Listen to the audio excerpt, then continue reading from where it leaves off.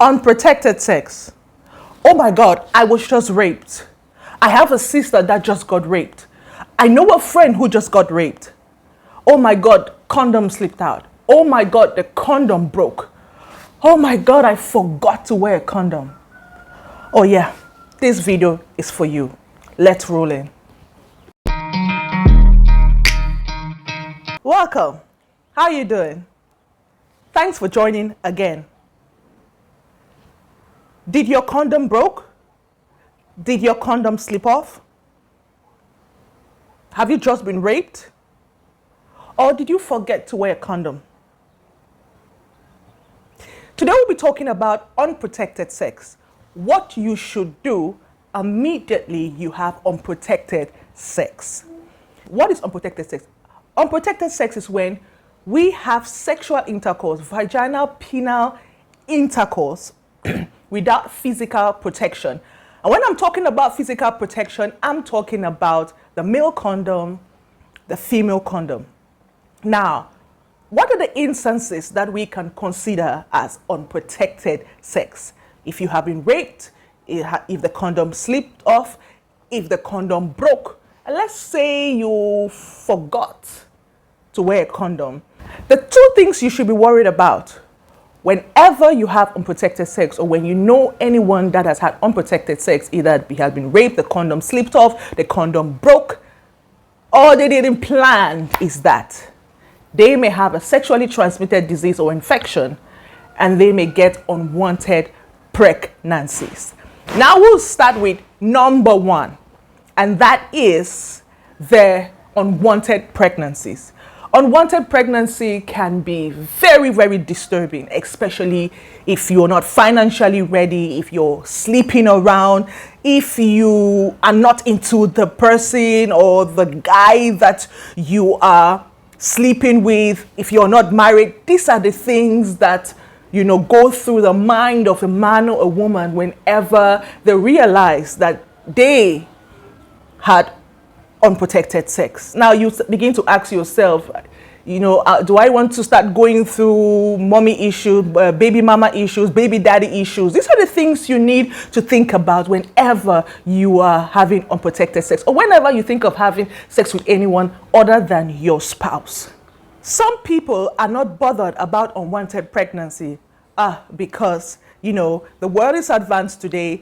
We have medical abortions available in certain countries, in certain clinics, and also we have the emergency contraception pill. So a lot of people are not bothered about it, and to some extent that is very, very saddening, is that some people make babies for benefit.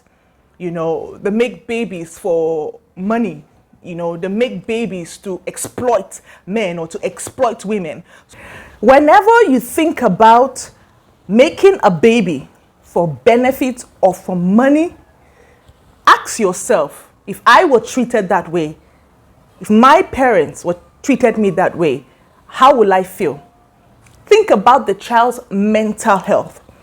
Many people are not aware of what goes on in the lives of children who are born out of marriage or children who are born out of wedlock. This you should think about. What should you do when you realize that you have unprotected sex? Whether you were raped, the condom slipped out, the condom broke, or you forgot or was unplanned, you run to the pharmacy and you get an emergency contraception pill. Depending on the country where you are, but in most communities you have posting or two. And you ask the pharmacist at the pharmacy how you should take this 24-hour pill or this emergency contraception pill. This is not an abortion pill. I'm not somebody who encourages abortion. And if you are a guy, please take the lady to the pharmacies and buy her the 24-hour pill. If you are a lady, make your way to the pharmacy and buy this 24-hour pill. It's not an abortion pill. And remember to take it within 48 hours. Some people say 72 hours. But trust me, the longer it takes for you to take this Postin or 2 or this emergency contraception pill, the less effective it is going to be. So it is important that you take it within 48 hours. Now, what are the side effects of taking this emergency contraceptive pill? You may get nausea, you may get fatigued, some people get malaise, and in some cases, some ladies get light blood droppings. What this Postinor 2 does, or what this emergency contraception does, is that it prevents the sperm from fertilizing the egg in the woman's body. Point number 2, insert an IUD, an intrauterine device. Go to the clinic and then you ask your doctor or your gynae, your GP, to insert an intrauterine device through you, and he will place it at the mouth of your cervix, at the mouth of your womb. These IUDs come in different shapes and sizes and in different forms. And the doctor is going to place it at the opening of your cervix, at the opening of your womb. Now, some of these IUDs are coated with chemicals or with substances that will prevent the sperm from fertilizing the egg. Now, make sure you insert this IUD within 5 days. Above 5 days, it may not work. Now, this IUD is very effective, guys. It's very effective. Now, one of the disadvantages of the IUD is that it can be costly because you have to pay for this service, and secondly, it can move. That is one of the disadvantages of using an IUD. So before they insert the IUD, they have to test that you are in good health, that you don't have any hormonal issues, and that you are not pregnant. These tests need to be done before an IUD is inserted into you. Now we are going to go into the B part. Another concern that you should have when you have unprotected sex is sexually transmitted disease or infections and urinary tract infections. Now, when we are talking about sexually transmitted disease, we're talking about all ranges. That is, we're talking about caused by the bacteria, the viruses, even fungi. Now, what should you do to prevent a sexually transmitted disease or urinary tract infection after having unprotected sex? Point number 1, make sure you shower. This is for both male and females. Make sure you shower. Point number 2, if you are a man, make sure you check your manhood well for any micro openings or for any wounds. And if you notice, go to the doctor. If you are a lady, sending in water or chemicals or your hands into your vagina with the aim of taking out sperm or semen, it's not going to help. Or douching yourself is not going to help. Number 2, make sure you pee. Now, for a woman, her urethra or the passage of urine is shorter than that of a man.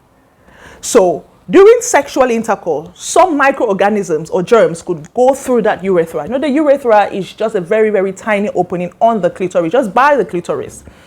And when she goes to pee after sex, she flushes out these microorganisms. And it's the same for a man.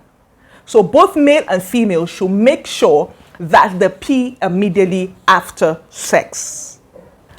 Number 3, make sure you drink plenty of water. And why is that? Plenty of water will help you go to the toilet more often, and you will pass out microorganisms that would have caused urinary tract infection. Bear in mind that urinary tract infections are very common in both male and female. Number 4, make sure you book an appointment and see your doctor, that he should check for any sexually transmitted diseases. And he will give you an appointment of when to come for a full screening. Trust me, there are some sexually transmitted diseases that are asymptomatic. The symptoms don't show and it stays in your body for a very long time. I did a video on this and I will leave it in the description. area so you can watch. It is very important that you go to the doctor so that those sexually transmitted diseases that can be treated through drugs, through antibiotics, antifungal, can be ministered to you or can be prescribed to you and you take them. But there are some sexually transmitted diseases that can only be managed. For example, the hepatitis. So that will only be managed. The human papilloma virus, the herpes, this can only be managed by antiviral drugs.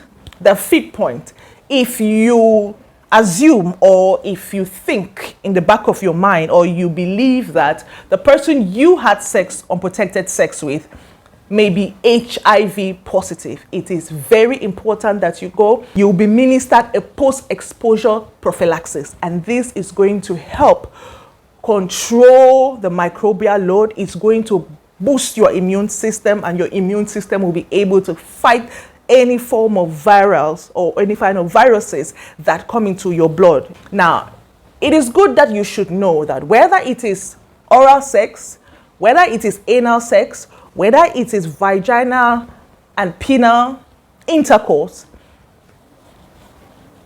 you run a high risk of sexually transmitted diseases. Now, in the world where we are, where some people are avoiding unprotected sex, most of them go into oral sex and anal sex. Those forms of sex or those forms of intimacy or those forms of intercourse come with a lot of sexually transmitted infections. Either there is feces from the mouth, from the anus going into the mouth, fungi from here going here, from the mouth going to the genitals, bacteria. In fact, you are constantly on medication. So my advice to you is, instead of having multiple partners, get married. Get married. Instead of having partners, even when you get married, make sure that you also go for checkups frequently. So if you're joining this channel for the first time, I'm so happy to have you as part of my family. If you're watching me, remember that I love you. And if you have been watching, remember that I'm very grateful. I'm very humble for your love. I'm very humble for you joining the family, all your questions, the sharing, in fact, the subscribing. I am where I am today because of you.